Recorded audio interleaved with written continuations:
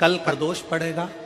शुक्र का प्रदोष, शुक्रवार की प्रदोष सुख और शांति देती है। हमारे यहाँ कहते हैं शुक्रवार की अगर प्रदोष पड़ती है तो शिव नीलकंठ पर विराजमान होते हैं।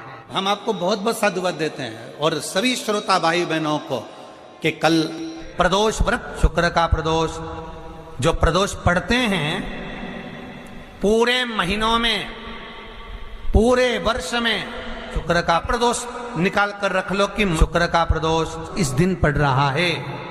आज भी नियम है, आज भी नीति नियम। जिसके घर में संपदा की कमी होती है, जिसके घर में कर्जा बढ़ जाता है, लक्ष्मी नहीं आती, बहुत टेंशन की जिंदगी जीता है मनुष्य, व्यापार चल नहीं रहा, बहुत तकलीफ का जीवन चल रहा होता है, तो आज भी नियम है महाराज, आज भी नियम। शहद रखकर, मधु रखकर यदि लक्ष्मी जी का स्मरण किया जाए और माता लक्ष्मी जी का स्मरण कर कर एक लाल पुष्प उस कटोरी के सम्मुख में माता लक्ष्मी का नाम लेकर रखा जाए और बाद में वही शहद, वही मधु और वही पुष्प सोमवार का दिन और शुक्रवार के दिन लक्ष्मी का पूजन कर कर, स्मरण कर कर, दूसरे दिन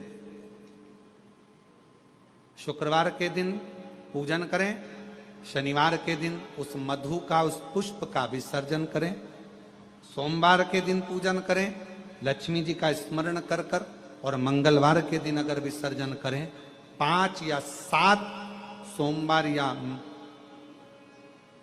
शुक्रवार को यदि आप मधु का भोग लक्ष्मी जी को लगाना प्रारंभ कर दें शिव का नाम स्मरण कर कर, तो उसके घर में कभी संपदा की कमी नहीं होती। लक्ष्मी उस संपदा को बढ़ाती है।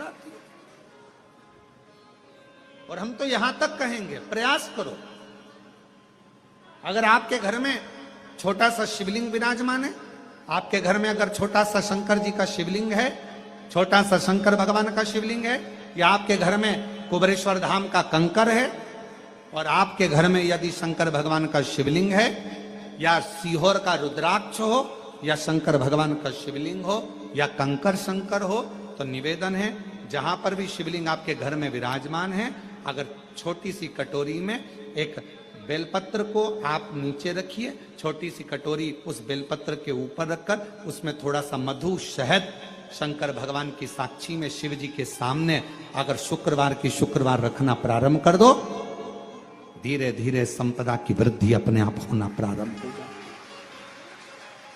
मधु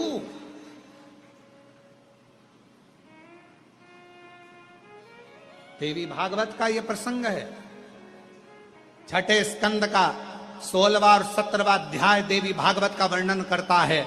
मां लक्ष्मी पृथ्वी पर आ गई, रात्रि को देखा कहीं स्थान नहीं, एक बूढ़ी के स्थान पर, बूढ़ी के दरवाजे पर जाकर विनय करी, शहद मधु पाने को मिला, वर दे दिया, मैं तुझे वर देती हूं, तेरे घर में कभी संपदा की कमी नहीं आई। तूने मुझे मधु दिया है, तूने मुझे शहद दिया है। 56 भोग दीपावली के दिन माता लक्ष्मी को लोग लगाते हैं, ढेरों सारा गुजिया, पपड़िया, बर्फी, चक्की, मठरी, खाजे, पपड़िया सब लक्ष्मी जी को भोग लगाते हैं। पर यदि एक पान के पत्ते पर भी एक बूंद अगर शहद का दीपावली के दिन अगर रात्रि को भी लक्ष्मी को भोग लगा दिया जाए तो कभी संपदा कम नहीं। शुक्रवार का दिन एक पात्र में जल और दूध ले लीजिए, एक पात्र में देसी गाय का दूध, जल उसमें रखकर, और आपके यहाँ अगर लड्डू गोपाल हो, यदि आपके घर में ठाकुर जी हो, लड्डू गोपाल हो, विष्णु जी का कोई स्वरूप हो, श्री हरि का कोई स्वरूप हो, तो उस पर शुक्रवार के दिन आप संध्या के समय पर दुर्वा डालकर उस दुर्वा से अगर लक्ष्मी जी के नामों का 108 बार उच्चारण कर कर, घी का दिया लगाकर, कैसर के चावल साथ में रखकर केवल उस जल का और दूध का मात्र छींटा देते हो, तो उसके घर में कभी लक्ष्मी की कमी नहीं आ सकती, संपदा बढ़ती चली जाती है। 108 बार लक्ष्मी के नाम का मात्र उच्चारण कर लेने पर, भगवान विष्णु के चरणारविंद पर भगवान विष्णु के चरणों पर केवल उस दुर्वा का जल का दूध का सिंचन कर देने से भी लक्ष्मी की वृद्धि होती,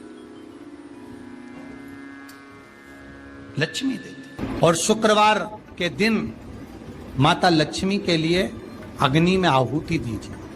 महाराज, शाम के समय पर सूर्यास्त के पहले शिव महापुराण की कथा कहती है, अग्नि पुराण कहती है, नर्मदा पुराण कहती है, लिंग पुराण कहती है कि बेलपत्री के वृक्ष के नीचे, नीचे तो नीचे वो भी जाने दो, यहां तक वर्णन किया शिव महापुराण में तो कि बेलपत्री का जो फल होता ना, बेल फल जो होता है, कहते हैं अगर किसी व्यक्ति के यहाँ लक्ष्मी की कमी होती है, संपदा की कमी होती है, जिसके यहाँ पैसा नहीं आता, धन नहीं आता, तो बेल का जो फल होता है, बेलपत्री का जो फल होता है, उस फल के गूदे को, बेलपत्री के फल का गुर्दा निकाल लो, सुखा लो, गाय के घी में उसको डुबो लो और शुक्रवार के दिन माता लक्ष्मी के लिए अग्नि में आहुति दीजिए।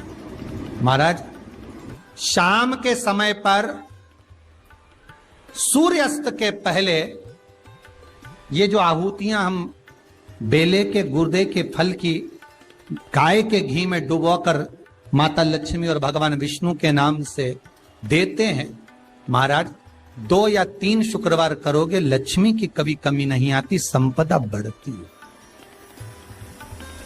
एक प्रयोग और कर देखना, कभी अगर मौका मिले आपको तो प्रयोग कर देखिए।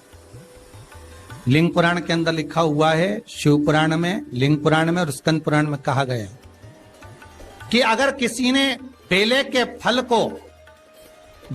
फल का अगर थोड़ा सा भी गुर्दा पाया है, बेले के फल को खाया हो या बेल का रस पिया हो या बेल के फल का जूस पिया हो, अगर वो व्यक्ति का अनायास किसी कारणवश प्राण भी छूट गए हो, तो शिव महापुराण की कथा कहती है कि 27 दिन तक वो बेल के फल का रस उसके नस नस में रहता है, तो उस व्यक्ति को यम नहीं छूते, वो कैलाश पर निवास करता है। मर भी जाता है तो अधोगति में नहीं पड़ता, नरक नहीं भोगता, वो बैकुंठ पद का कामी हो, बैकुंठ का निवासी।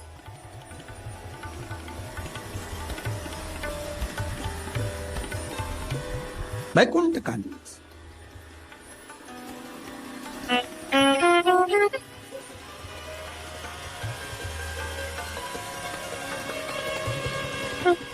ये जो शिव जी को चढ़ती बेलपत्री हुई, शमी पत्र हुआ, मदार का पुष्प, आंकड़े का जो पुष्प हुआ, ये सब साधारण नहीं है साहब। शंकर का एक एक गुण तत्व ग्रहण करने वाले, शंकर का अनुमोदन करने वाले, शिव को एक एक वस्तु जो चढ़ने वाली साधारण नहीं।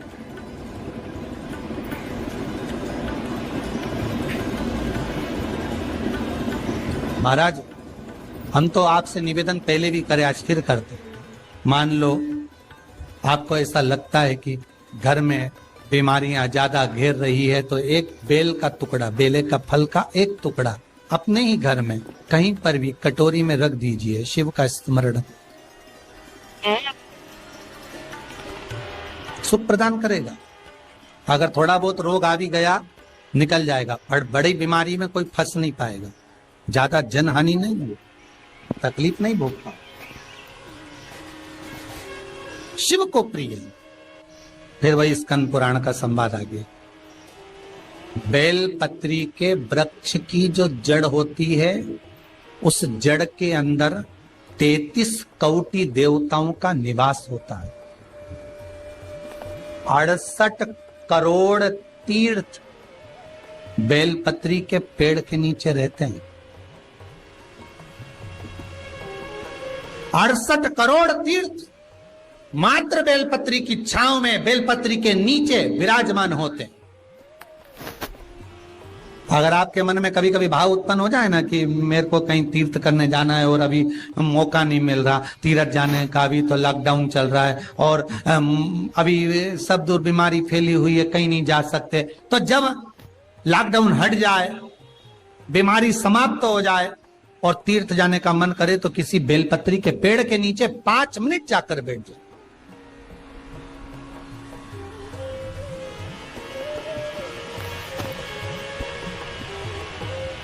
और जप लो, श्री शिवाय नमस्तुभ्यम।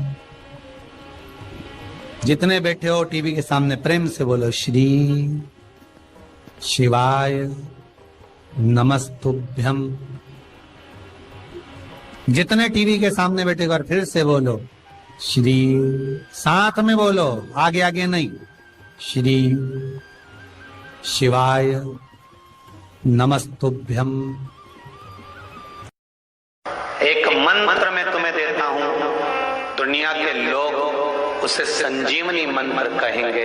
ये वो मंत्र रहेगा जिस मंत्र का जाप तुम किसी मरे हुए व्यक्ति पर भी करोगे तो वो जीवित होकर बैठ जाएगा। संजीवनी मंत्र भगवान शंकर ने शुक्र को प्रदान कर दिया।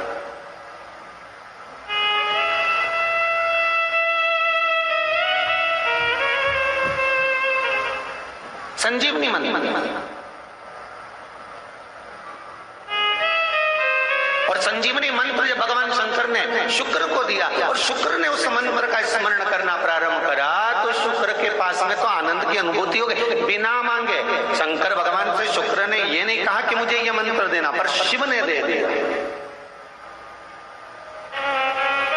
और शंकर कभी भी थोड़ा नहीं देता, देता है तो बहुत में देता है। शुक्र, मैंने तुम्हें संजीवनी मंत्र दिया है, इस मंत्र को रखना और मैं तुम्हें देव तुल्य बनाता हूं, तुम ग्रहों में पूजे जाओगे। और शुक्र को भी ग्रह बना दिया, कवि को भी ग्रह बना दिया और पूज्य बना दिया। ध्यान दीजिएगा, महामृत्युंजय मंत्र का क्यों जाप करते हैं? कितने लोग करते हैं? जरा हाथ उठाओ। करते हैं? कभी कभी तो करते होगे, रख लीजिए। महामृत्युंजय मंत्र का यदि आप जाप करते हो और आपको मालूम पड़ गया कि शरीर में मुझे ये रोग हो गया है, मुझे शुगर हो गया है, मुझे बीपी हो गया है, मेरा ब्लड प्रेशर ऊंचा नीचा रह रहा है, कोई भयंकर रोग, मेरे रिश्तेदार को कोई कैंसर जैसा रोग हो गया, किसी को कोई थायराइड हो गया, किसी को कोई किडनी और लीवर में सूजन हो गई, किसी को कहीं किडनी और लीवर में तकलीफ हो गई, तो शिव महापुराण की कथा कहती है, नवग्रह शिव महापुराण की कथा कहती है कि बेलपत्री के वृक्ष के नीचे महामृत्युंजय मंत्र का जाप जो शुक्रवार की शुक्रवार घी का दिया लगा कर करता है, उसके रोग बाबा देवाधिदेव महादेव समाप्त करते चले जाते हैं। ये संजीवनी मंत्र शुक्रवार के दिन भगवान शंकर को शुक्र को दिया था, इसलिए उसकी प्रधानता है। आप स्वयं भाग्यशाली हैं, आप स्वयं किस्मत वाले हैं। कोई कैसे कहते तुमको कि तुम अभागे हो? ना ना, हमारे बराबर भाग्य नहीं है किसी का।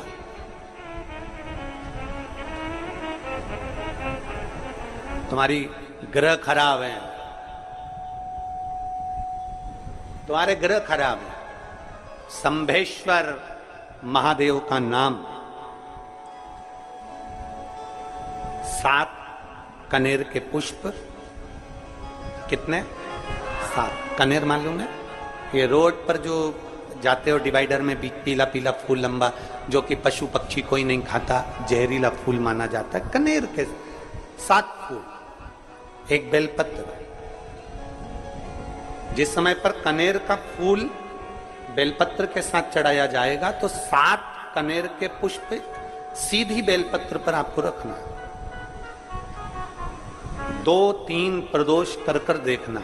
अगर कोई आपसे कहे कि आपका भाग्य ठीक नहीं चल रहा, आपकी किस्मत ठीक नहीं चल रही, आपके ग्रह ठीक नहीं चल रहा है, आप भाग्यशाली नहीं हो, पहले तुम हाथ से उठ जाओ, उसके बाद में देवाधिदेव महादेव के पास 7 कनेर के पुष्प एक बेलपत्र में रखकर नंदीश्वर के पास में बैठकर श्री शिवाय नमस्तुभ्यम बोलकर अशोक सुंदरी वाली जगह पर स्पर्श कराकर भगवान शंकर पर 7 फूल के साथ बेलपत्री की डंडी अशोक सुंदरी की साइड हो, ऐसा स्मरण करते हुए शिव को समर्पित कर दो। वही बेलपत्री 5 बार नमः शिवाय या पंचाक्षर मंत्र, षडाक्षर मंत्र या श्री शिवाय नमस्तुभ्यम बोलकर वही बेलपत्री 3 प्रदोष, 4 प्रदोष, 5 प्रदोष, 2 प्रदोष, जितने प्रदोष आप चढ़ा रहे हैं प्रदोष काल में, वो बेलपत्री लाकर अपने कक्ष में अपने पूजन वाले स्थान पर रखते जाओ।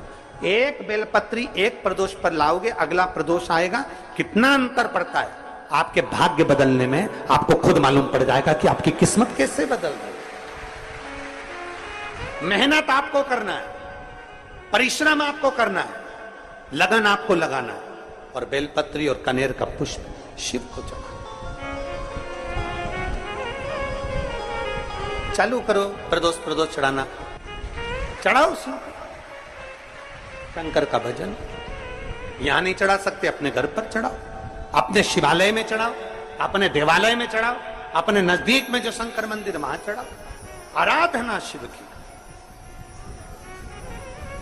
कोई कह दे तुमसे कि ये ठीक नहीं, प्रथम आप ये जो कनेर के फूल चढ़ाओगे ना, इसमें श्रंभेश्वर महादेव का भाव होना चाहिए। श्रंभेश्वर महादेव, फिर से एक बार बोलो, कौन से महादेव? श्रंभेश्वर। और फिर एक निवेदन, मान लो कि डॉक्टर कह दे कि बच्चे की धड़कन नहीं आ रही है, श्वास नहीं आ रही है, या शरीर पूरा नहीं है गर्भस्थ बच्चे का, तो उस समय पर भी 7 पुष्प कोई से भी, 7 बेलपत्र अशोक सुंदरी वाली जगह पर एक एक कर बेलपत्र, एक बेलपत्र एक पुष्प अशोक सुंदरी वाली, एक बेलपत्र एक पुष्प अशोक सुंदरी वाली जगह पर चढ़ा दीजिए, और एक बेलपत्र उसमें से एक पुष्प लेकर अपने घर चाहिए, और 15 दिन के बाद वापिस उस बच्चे की सोनोग्राफी जांच डॉक्टर के कहने से कराइए। बाबा उस बच्चे की धड़कन, श्वास और शरीर पूरा देगा। श्रंभेश्वर महादेव में, श्रंभेश्वर महादेव का जब नाम लिया जाता है तो 33 कोटि देवी देवताओं का एक साथ नाम उच्चारण हो जाता है। 33 कोटि देवताओं। श्रंभेश्वर, बोल श्रंभेश्वर महादेव की जय। श्रंभेश्वर भगवान का स्मरण किया है। प्रदोष के दिन यदि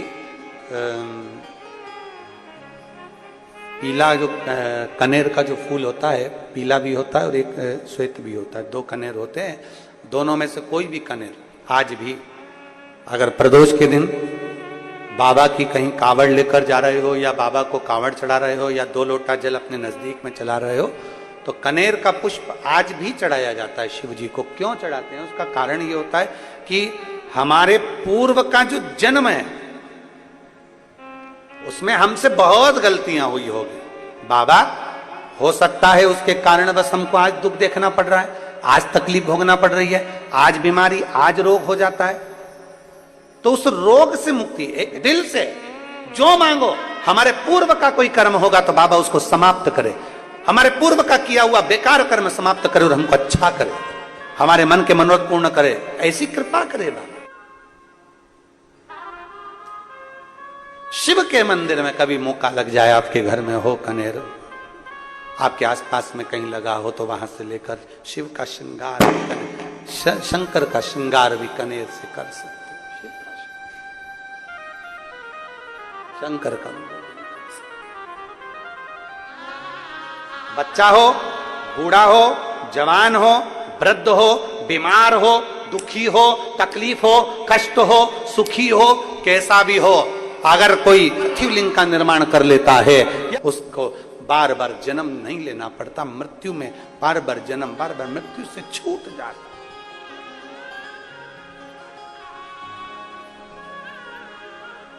जन्म और मृत्यु के प्रपंच से छूट गया।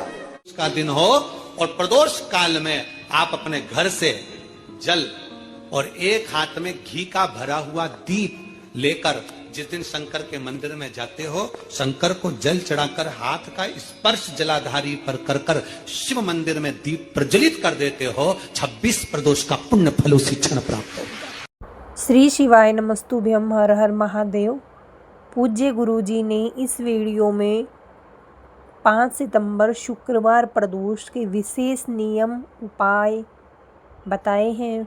शहद और दिए का उपाय, 26 प्रदोष के व्रत करने का फल कैसे मिलता है, ये सब बताए हैं। तो प्लीज़ आप सभी इन उपायों को करिएगा। वीडियो को लाइक करो, चैनल को सब्सक्राइब करो, कमेंट में श्री शिवाय नमस्तुभ्यम हर हर महादेव अवश्य लिखो।